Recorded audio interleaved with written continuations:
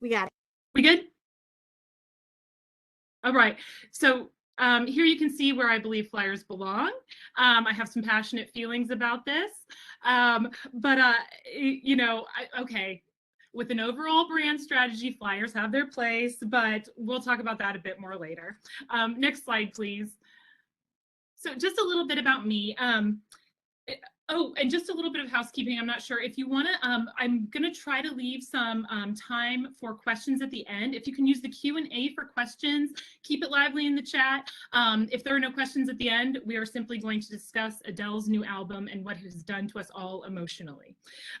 So just a little bit about me. I'm the Community Engagement Director for the MidPointe Library System. I have nearly 20 years of marketing experience, which absolutely horrifies me at times, because I remember when oh my gosh, I'm unwell about Taylor Swift too. Sorry. See it. Okay, I'm not going to read the chat anymore, everyone. So when I started working in marketing, you still mailed out paper press releases, and now I can contact 100 folks in the press with an email. That's fascinating to me. In my 20 years of marketing experience, though, I've always been in nonprofit. So I know how to stretch a dollar, friends. In this presentation today, I'm going to talk a little bit about some paid advertising opportunities, but you do not need that to have a powerful marketing plan for your program. So I've been here at the library for 10 years, and I'll tell you what, right now I get to lead a rock star team, but when I started, it was just me. I often joked that I was a team of one plus the mascot. He's a lion, his name's Shakespeare. As fortunate as I am to have this amazing team now, I know what it's like to just be a team of one. And when I was a newbie to libraries and I received the CSLP manual, it was such a gift, because theme direction, graphic assets, it saved me so much time and energy. We're going to talk a little bit more about that later. Next slide, please. So just a little bit about, who I am and who I represent. The MidPointe Library System is located in Southwest Ohio. So if you're not familiar with Ohio, we are between Dayton and Cincinnati. So we're between two major markets. That's kind of important when it comes to purchasing media or advertising, because there's, you don't want to buy advertising when it's not going to hit your target market. So something interesting to think about. The MidPointe Library System is the 12th largest library in the state of Ohio. We serve a population of around 200,000 people with 5 locations and a bookmobile. The area that we serve is very, very diverse. So one town is incredibly different from the other, and that's really important when you are looking at your marketing mix, because what works for one community isn't going to always work for that other one. So something to keep in mind. Next slide, please. So you understand a bit more about my experience as well. The MidPoint Summer Reading Program is the largest program we offer. Typically, in a non-pandemic year, we are fortunate enough to see between 11,000 and 13,000 participants. We are lucky enough to actually have a dedicated budget for that, because we are very fortunate to have a director that very much values summer reading and summer learning. And then we always follow the CSLP theme. Just a little bit so you know how our program functions. I know everybody's different, but we have an incentive-based reading log program, and then we populate our calendar of events all around the year's theme. So next slide, please. So really quick, I know nobody likes to see this in a somewhat lighthearted presentation, but I did want to issue a disclaimer. I'm hoping to share some tips and tricks today that have worked for our library system and share ideas that can be molded to fit your program too. That being said, there's no one-size-fits-all solution to marketing. All libraries are unique. All summer programs are unique. All communities and intended audiences are unique. So fair to point out that this presentation focuses much on marketing efforts that were pre-COVID. So we've all had to make huge pivots. Aren't we all tired of that word? And hopefully we can take away a lot that can be applied to current and developing situations. So that being said, next slide, please. Let's do it. Let's jump on in, shall we? Next slide. So what we're going to do today, perhaps change the way you approach marketing your summer reading program, explore the marketing assets provided in the CSLP manual, discuss real-world application, and then leave the marketing plan template and resources to help make this your best summer program ever. Next slide, please. So first things first, and I know this might not be a popular thought, I want you to start thinking of your library and your summer program as a business and a product. You may say, we're not a business. We're a community anchor. The ocean puns never cease, do they? We're a nonprofit. We're free service to the public. Yes, yes, yes, yes. That's amazing. But when thinking about marketing in your summer program, I want you to think about who you're selling your summer reading program to. Who's your audience? Is it parents? Is it decision makers in your household? Is it schools and their administration? Is it the community at large? Because hint, summer reading is a great way to raise awareness of your library across the board. I also want you to think about your return on investment. So with that, I mean the literal library funds you spend on your summer program and the sweat equity and time that you put in your program, because I know it's a lot. Think about what you want to see from that investment. Do you want larger participation numbers? Do you want to raise awareness? Do you want to do everything you can to stop the summer slide? Do you want to make sure your community knows that libraries are for everyone? Keep that in mind as you are thinking about your summer marketing. At the end of the day, what do you want to see? And then last, but certainly not least, do not be humble. As library employees, I think many of us approach our work with a servant heart, and that is beautiful. But can I tell you my biggest pet peeve? It's when somebody refers to the library as the best kept secret. What kind of monster keeps amazing things secret? I want you guys to shed your humility because we need to brag, okay? Summer reading is awesome, and we're going to share it with the world. Next slide, please. So let's start off making a plan, and we're going to make this easy for you. I have a marketing plan template. It's in a Word doc. It's going to be available after the presentation. You can edit it to fit your budget and your bandwidth and couple it with all that CSLP provides. There is nothing that irks me more than when at a conference and someone will say, well, we've developed this wonderful strategy, and then they don't share it. I want to help share. Like, all we want to do is help sell these library programs, friends. Let's work on it together. Next slide, please. So these are things we know or might not know, but let's fill this in. We're going to utilize everything that the collaborative summer library program manual provides. We're going to talk about the theme, the graphic assets, and the social media toolkit. Next slide, please. First of all, the theme, and what does it have to do with marketing? And I love oceans of possibilities. I'm literally, the possibilities are endless. So as much as consistency is important for a brand, and a different summer reading theme every year drives patrons back because it's something new. And you might be saying, why on earth are there pictures of Starbucks cups there? This is the same thing with the Starbucks holiday cups. You're going to go and you're going to get that same drink, but yet you want that cup. You want that little something different. This is the same way with library patrons as well. Next, oh, and I mean, the theme provides a fabulous springboard for creativity. Am I right? So next slide, please. Can we talk about how beautiful these graphic assets are, everyone? We're going to talk more about these here in just a bit. Next slide.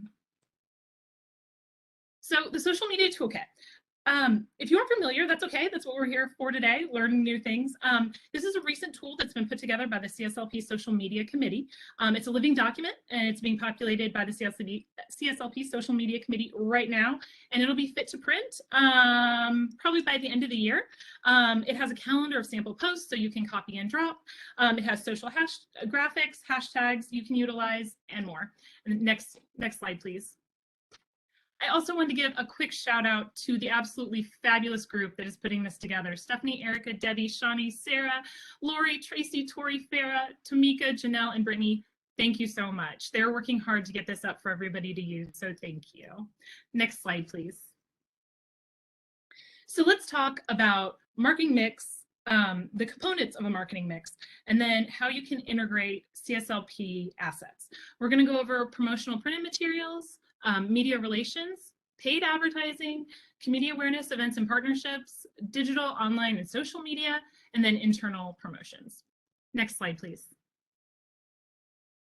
So with promotional printed materials, this is where those graphic assets really shine, whether it's bookmarks, calendars, posters, flyers, reading logs.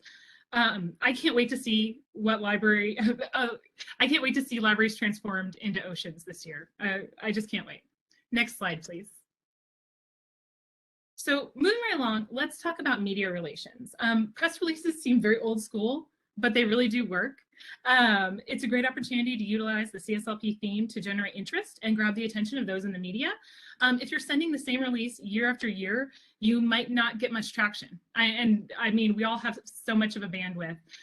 Sometimes it's easier to send that same release if it's just the same old, but drop in that fun theme and you can see different results. Also, just a pro tip, if you're writing a press release, write it as an inverted pyramid. So most important things at the top. So an editor can easily crop from the bottom, just a little tip there. And so also interview and on-air opportunities. I know they're not always available for everyone if you don't have major media markets near you, but they are an absolutely amazing opportunity if there is any possibility for you to be able to do anything on air, whether it be radio or TV. The screenshot I dropped in there is from a partnership we had with a local children's hospital. We partnered together to talk about the summer slide, and we were able to drop in how great the summer reading program was for that. You can see I managed to squeeze in some of our swag that we were giving away. I'm also doing some weird thing with my hand. I'm not sure what's going on there. Additionally, don't discount local publications. They're looking for content, and don't hesitate to think that yours is interesting and valuable and that people want to know about it. So don't think, I'm not going to send this out. Who cares about this? They do. Send it out. Editors are always looking for information. Next slide, please. Okay, pardon me.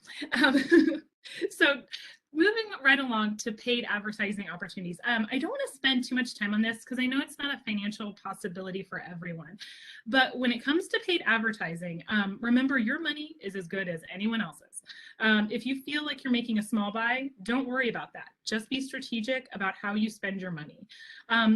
For one part of our community, I'm not sure how many of you are like this. If something is not in the actual physical paper, it's not happening. There are just some demographics that are like that. So we're fortunate to be able to actually partner with our local paper.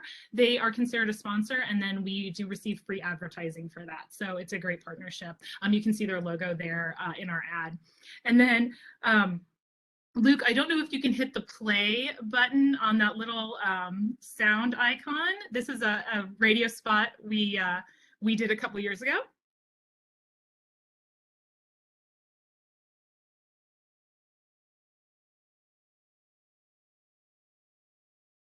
Oh, maybe not. That's all right. Technical issues, but and honestly, probably a good reminder. Local radio ads can sometimes be a little cheesy, so this is a blessing in disguise. Next slide, please. If you're looking at purchasing digital advertising, I highly recommend looking at geo-targeted ads. And if you're not familiar with that, it is what it sounds like, which is being able to target folks from a location. A few years ago, we literally set up a geo fence around our libraries to, if someone was on their phone, they received ads that were directed at them about our summer reading program. A fun story about that, a rep of mine told me once that a dermatologist actually timed his advertising in a baseball stadium for seats that were in the sun, which is creepy and interesting, and yeah, just interesting stuff. Digital and social media ads, you know, we always joke that Facebook is listening, and that might be true. Speaking of social media advertising, though, it can still be a financial possibility. It can still be relatively cheap to purchase them now, and you can really target your audience. So if you do have funds available, it's a great option. And then also, I love outdoor advertising. Billboards are the best, guys. So if there is any money, particularly now with the growth of digital billboards, things can change really fast, and it's actually lowered the cost of different ad runs. So just if that ever is a possibility, I think billboards are a fabulous option. Also, in the past, sometimes if a billboard isn't sold, they'll leave your ad up. So hey, free advertising, it's great. Next slide, please.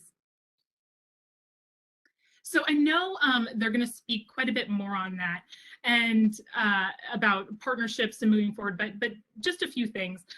Moving on to community awareness, events and partnerships, I know it means a lot of staff time, but I can't say enough how valuable attending community events are for your summer program. Do the parades, do the farmers markets, do the touch of trucks. I had to include this picture of me on our book bike from a 4th of July parade a few years ago because I look ridiculous because I barely know how to ride a bike, secrets about me. And the news photographer that took that picture printed it and said I was a book peddler and so it made me laugh. I also encourage you to get out there to those Kiwanis, those Rotary groups. The stakeholders in your community need to hear your message so that they can share it. Next slide, please. So one of our neighboring libraries last summer invested in influencer partnerships. So local influencers, local moms that were really active on their social media, they partnered with them as, you know, in Instagram, social media influencer partnerships. I thought that was brilliant. How interesting is that? And I thought it was fabulous because it's, you know, I just thought it was great for patrons to be able to see people they know in an advertising campaign. I think it worked out well for them, I hope. And again, we all know this, but anything we can do to partner with our schools is an absolutely fabulous idea. Next slide, please. So a few years ago, we asked our local schools if we could get their support and just include their logos in our summer reading log. We didn't ask for any money to be exchanged. We just asked to be able to use their logos and say, you support this and you don't like the summer slide. It is a great look for everyone. A few partnerships that might not seem obvious are with your townships and your cities. In the past, they have included promotional materials for us in water bills. One of our towns has a digital billboard, you know, on the way into town, and they always post up something there, and I think that's amazing. Next slide, please. So now we're really in the thick of it. Digital and online communications. Basically, if it has a screen in your building, I want you to put summer reading all over it. Computer backgrounds, internal promotional screens, self-check display. If you have an e-newsletter, make sure it's a feature and with a quick link for more info or to sign up. We recently upgraded our courtesy notice platform, so I can't wait to drop in summer reading graphics and links for 2022. Your website is a 24/7 branch. So as long as your program is running, make sure it is front and center. Next page, please. So a few other things you might not think of, but your staff email signatures. If you can update those during your summer program with a graphic or a link, think of how many emails we send every day. It's a wonderful, wonderful tool. Also, unfortunately, I think we're still going to be using virtual platforms into the summer. So there is an entire folder of virtual backgrounds for you to upload. And please excuse that incredibly bad picture, but there's one of them. So next slide, please. Okay, so now social media. That's what we're here for, right? We're all looking for that magic social media strategy that is make us going to go viral, endear us to the community, save the bees, clear your skin. I wish I had that to share with you. But here's a couple tips, a few things I try to keep in mind while formulating our social media strategy here. First, be selective and do not spread yourself too thin. Remember what we talked about earlier. Where is your audience? I have an unpopular opinion. I don't know if I should share it, but some platforms are not the best for the audience that you know are the decision makers in your household. If your bandwidth only allows you to populate one platform and do it well, stick to that one platform. Our library is incredibly active on Facebook. We know that's where our audience is. our household decision maker, our household decision makers are there. It's the parents. So that's where we target. Our partners are active there. It's where we see the most engagement. We have a unique situation where the superintendents of our 2 largest school districts asked all employees to get Twitter accounts a few years ago. So we utilize Twitter basically to communicate with our educators. We have an Instagram that we try to carve out time for, but honestly, it's hard.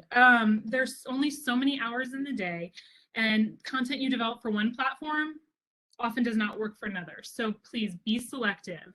We all want to be all things to all platforms, but it's just not possible. And who knows how long some are going to be around. You never know. Another piece of advice is to be constant. Social algorithms change all the time, but right now for us, and some of the things I've read most recently are that it seems to be 1 to 3 posts a day for Facebook. Twitter can be a bit more, 3 to 5. In the same vein of being constant, utilize tools to schedule posts. Oh, Beth, I just saw that. Facebook Career Studio is making this easy for both Facebook and Instagram. Or if you have the budget for something like Hootsuite or Sprout Social, you can get recommendations on times to post. Across the board, you always get a bump in social algorithms if you get immediate engagement, so that is incredibly important. Just a note though, if you are not on a platform, any of them basically, even if you don't plan to be active on them, it never hurts to make an account and claim your handle. Do it now. Do it now, I won't know. But you don't want to find yourself having to get the weird knockoff version of your name. So make sure you are claiming your handles on all your on all possible social media platforms. Next slide, please. So CSLP graphics lend themselves really well for social media posts. There are already existing web banners in the manual and social cover images that you can utilize. Next page, please. So another tip, algorithms love video. So anything you can do to integrate into your social strategy. The WebEx platform doesn't love video, but I have a screen grab that I love of what I lovingly refer to as our summer reading hype video. The last few years, we've put this together using CSLP graphics with details about our upcoming summer program, and it does amazingly well for us. We get a great number of views, a lot of engagements. You don't need fancy software to put these together either. There's a number of open source resources, or you can always put videos together on TikTok, on Instagram, using Canva. I know that's not always free, but still a really, really amazing tool. And just another thing that has worked really, really well for us online is contests. Next slide, please. So this was just a kind of hodgepodge of things we had laying around. And it was an after summer post where we were trying to promote the Imagine Your Story coming up. This was a 2019 post promoting Imagine Your Story for 2020. And we ended up getting 224 comments on it. And if you ask someone to drop in a GIF for a contest, oh my gosh, you are going to get so many people responding that. It's amazing. So just some advice there. All right, next slide, please.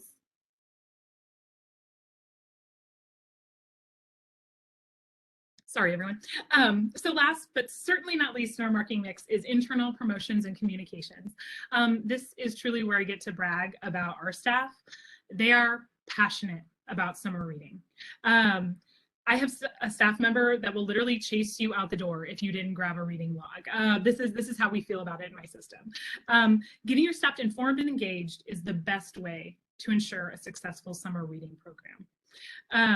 There is no better marketing tool than word of mouth, which absolutely kills me because think of how much we spend generating marketing materials, but really it's word of mouth. And that means your patrons sharing positive experiences and your own staff being knowledgeable and excited about CSLP. We also provide talking points for our staff so they know the plan for this year. If it's a financial possibility, I think staff summer shirts are the best investment you can make for your dollar. Your staff are walking billboards then. There's also a screenshot there of some buttons we made in our makerspace, just anything you can do. I love the idea of creating buttons that say, ask me about our summer reading program. It's, again, anything you can do to keep that same messaging out there. Next page, please. A few other things we use to keep staff engaged is run a casual for a cause campaign. So bring in $1, you get to wear jeans. The funds are then donated to a cause that ties into that year's theme. So Tails for Tails, we worked with a animal rescue. Our staff can't win the summer reading prizes, so we do a separate staff summer reading bingo. And this year prizes were made using our makerspace. It's a nice way to keep staff having fun throughout the summer. We know that it is a hard go of summer. You are worn out. I actually started my job here at the library in August, and I thought, wow, a lot of people are on vacation. What's up with that? Oh yeah, summer reading had just ended and everyone had to flee to have a few minutes to themselves. So next slide, please. So after summer ends, that's a trap. You guys know that. Summer never ends. We are always planning for next year. Next slide, please. So after a program ends, the marketing does not stop. Remember what I said about not being humble? Post summer, after summer, that is the best time to brag. Share the number of people who participated in your program, the number of hours or books read, the number of kids you fed with your summer lunch. Put out ads, fill up your social feeds, return to those community stakeholder meetings with a wrap up. Let the community know your impact. Next slide, please. Make sure you are utilizing your social media platforms even after summer ends. Post winter pictures, do a throwback Thursday, encourage engagement by asking patrons to share their favorite summer memories. Whenever we have our first really cold day or first snowy day, I always post the upcoming summer's graphics with a countdown to summer. So, you know, 133 days till summer reading 2022. And then throughout the year, plan for next year. Look for inspiration from other libraries. That's my favorite thing to do in the world. You all are so creative. It's amazing. Keep summer top of mind on your social media platforms. So the social media toolkit has some great ideas and sample posts for that. And then always look for opportunities to develop those partnerships that you will utilize come summer. All right, and then if we have time, I know we have some time, so I'd love if we have any questions.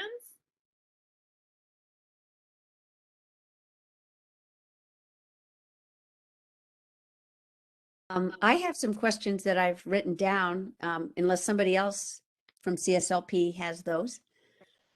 Go ahead, Cindy, because I don't think Deb has been able to. No, I'm here. Oh, good. There she is. Yeah. Deb will take it. So yes, I have written down a few questions. Sabrina asks that said that their local paper was bought out and they don't have a local reporter in their community. Did you have some suggestions? Yes. So pretty much the same thing happened to us. And that's brutal because you work so hard at developing these relationships and then now you don't have anyone to talk to. So even if the paper has been bought out, and I'm not sure if this is the exact, you know, if you were in the same exact situation that we are, they are still looking for local content because they don't necessarily want the community at large to know that they don't have local reporters. So this is your time to shine. Dust off that press release, make it sound like a newspaper article, send it to them, absolutely fit to print, include a graphic, include an image, include a graphic. And, you know, wherever they accept press releases, most publications have an online platform that you can upload them. I'm telling you, I think that would help you because they still need local content. They want local content. Just make sure it is fit to print and it sounds like you did not write it. Okay. Another question was, how can they beef up, this is from Lauren, beef up promotion with their local schools? Oh, okay. This is going to sound bad, but be so annoying. You absolutely just knock on all the doors. Do not give up. And I know that that is easier said than done. I want people to not get annoyed with me, but I have to leave that at the door when I put on my work hat, because I will call, I will email. You just have to keep beating down the doors. But also, I talked about using Twitter as an avenue to talk to our educators. That's really paid dividends for us. You know, when you're connecting with somebody online in that way, as much as it might not seem personal, it is. And so when you develop, you know, those relationships there. Oh, and I just saw someone say, become friends with the school librarians. Also an amazing idea. Absolutely fabulous. But yeah, if you cultivating those relationships with individual teachers, it's so, so hard. I know you feel like you just start anew every single year. You know, there's a lot of turnaround. It's just that's a hard one, but you just have to keep knocking on those doors. Don't get discouraged. That's I think the big takeaway from that. Okay, another one was, what are your feelings on library merchandise? Like I'm hoping This is in addition to like summer so items. so I love summer reading prizes. I know there's a big, I don't want to say divide because we're all together, but I was an incredibly competitive child, and the idea of working really hard for that like sticker or whatever it was, I was gonna do it. So I know that not everyone is a huge fan of the incentive-based prizes, you know, incentive-based programs. I am. I think they're great. I also like to utilize our prizes as an opportunity to further our brand, our library brand. We want people to know where they got this. So a lot of our prizes do have our logo on it. I think it's a good idea if you're investing in prizes, you know, and if you have different tiers, maybe the big final prize is something with your logo on it. We'll do backpacks. We did Frisbees one year, you know, those kind of things. That is an extension of your brand, and then I highly advise them. I think they're great. So I know that might be, ooh, I'm all these controversial takes today, but that's my thought on it. Barbara asks, what's the recommended frequency for social media posts on different platforms? So that changes all the time. But right now, for Facebook, you don't want to post more than 3 times a day. You definitely want to post at least once. We aim for that. Twitter, you can do a bit more. Instagram, the big thing there is to make sure that you get an immediate response. So I don't know if you have to call your mom, ask, you know, or, you know, ask a staff person to like a post as soon as it comes out. But that is the best way to beef up your Instagram algorithm and make sure that more people see that post, is if it has immediate engagement. Somebody immediately comments, immediately likes it, that will help you. And it says, I saw that MidPointe has a bookmobile. Does your bookmobile cover more than one county? If so, how do you handle the summer reading program with the bookmobile? So we are really unique in the way that our service area is set up. We are in Butler County, and we are in the eastern part of Butler County. Our friends Lane Libraries cover the western portion. Our bookmobile does cover our entire service area, which is about 220 square miles. It's a lot. Over the summer, we do a number of different things to utilize. We call them our Library on Wheels department. And so the bookmobile is pretty new. We haven't had a great opportunity to really stretch its legs, stretch its wheels, however you want to phrase that, since due to the pandemic. But in a typical year, we send them all over. They still serve as a place to get your reading log. We typically don't have them distribute prizes just because of the size constraints. I know anybody who might have worked on a bookmobile knows that a size is that just space is a hot commodity. So we tend to use that as a driver to, you know, folks can get their reading logs, but then we want them to come into our buildings to get their prizes. The exception to that is if they are going to underserved communities, to areas where we know these kids wouldn't be able to come in and get their prizes, then we will make special trips with prizes for kids to pick out. I hope that answered that question. Then there was a couple questions about involving young adults, Yeah. and hooking teens and tweens. Oh, it's so hard, you guys. I'm constantly in awe of tween and YA librarians because that is such a difficult market to reach. And I think a lot of us want to think we can use social media to get that. You know, they're on their phones a lot. We can, you know, use Twitch and TikTok and to be able to get that. I don't know if that's always the right solution. I think it's a great opportunity. And also but I think a better way to do that would be to, and this makes, I know, a lot of people nervous, would be to ask the teens that maybe you have in an advisory council or something like that to help you generate content for that. I think that's a great option. We are really, really fortunate to have great turnout for teens in our summer reading program, but that I think is just, all of that is about building library lovers. You know, we are really, really fortunate that I don't want to say hook them while they're young because, again, another sea ocean type pun, but we are lucky that we have a lot of young adults that stay with us after they've been incredibly engaged as they were really little and now have grown up. So.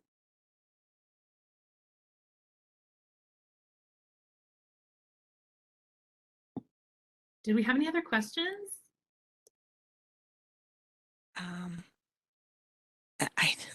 I was going to read another one off, but now I don't see it. It was something about having one person in charge of social media versus having a team. Okay. Oh, yeah, there it is. Yeah. So, I mean, so is it just versus just one or the other? Yeah. Okay. Can you talk about the pros and cons of having one individual doing all the social media versus having a team? It is incredibly important that you develop your library voice. So I know the way I sound on my personal social media is very different than the way the library sounds. So if you are utilizing a team to post to social, make sure that everyone is aware of that voice and the way that you would respond to things. Scheduling tools help immensely if you have a team posting, and just that internal communication, making sure we're all on the same page. We do a big editorial calendar every year where we know that, oh, sorry, I just saw a good question pop up. I hope we can get to that. So, sorry, everyone. I shouldn't read the chat, but if you can designate one person to do your social and that's what best works for your system, I totally understand. I do think it's incredibly valuable. Oh, we'll need to wrap up. I'm so sorry, everybody. I do think it's valuable if you have a team, particularly, I mean, we go on vacation, people have sick days. If you have more than one person being able to post your social platforms, that's wonderful. However, you don't want too many cooks in the kitchen. So don't give access to everyone. That sounds mean, but don't do that. We start our media blitz in March. Sorry, I just saw that question. But we really, really, it's really, really heavy April and May, but we start our promotions in March. Did we have a time for any more questions? Wonderful. I think we probably need to wrap it up. We're trying to take a little bit of a break in between each session. And so we have about 10 minutes before our next session starts at 2 p.m. Eastern. But thank you so